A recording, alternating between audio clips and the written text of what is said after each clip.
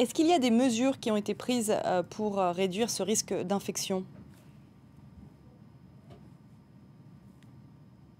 Et en plus des mesures existantes, notamment des quarantaines sur de nombreuses villes du Roubaix, d'autres mesures ont été prises pour minimiser ce risque de transmission, alors que 160 millions de personnes retournent au travail. Alors dans les transports notamment, on parle de limiter le nombre de personnes, notamment dans les trajets longue distance, notamment des trajets de bus. On parle aussi de renforcer la stérilisation des transports en commun dans les grandes villes, mais aussi de continuer avec le processus de la prise de température des passagers, que ce soit sur les trajets longue distance ou bien dans les transports en commun.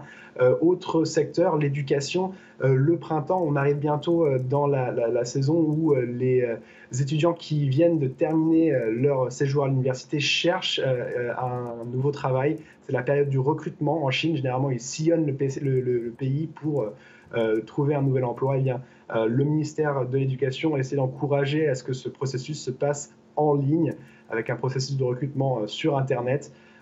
Ensuite, bien sûr, il y a dans certaines grandes villes, notamment à Canton ou à Shenzhen, le gouvernement local a été autorisé à aussi saisir des propriétés privées pour le combat contre le coronavirus, une première dans le droit chinois depuis 2007.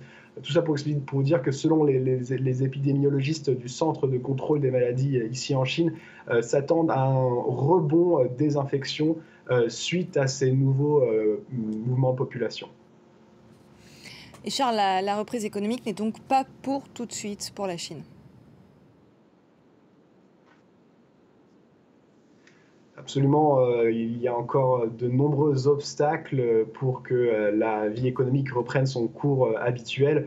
On voit notamment de nombreux dérèglements dans la chaîne d'approvisionnement de l'économie chinoise, notamment en fonction d'où se trouvent les usines qui produisent les différentes parties du secteur manufacturier chinois.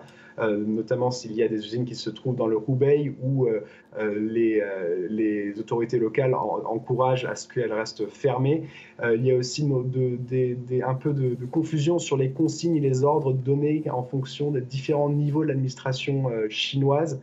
Les entrepreneurs, le secteur privé chinois ne sait pas toujours où donner de la tête.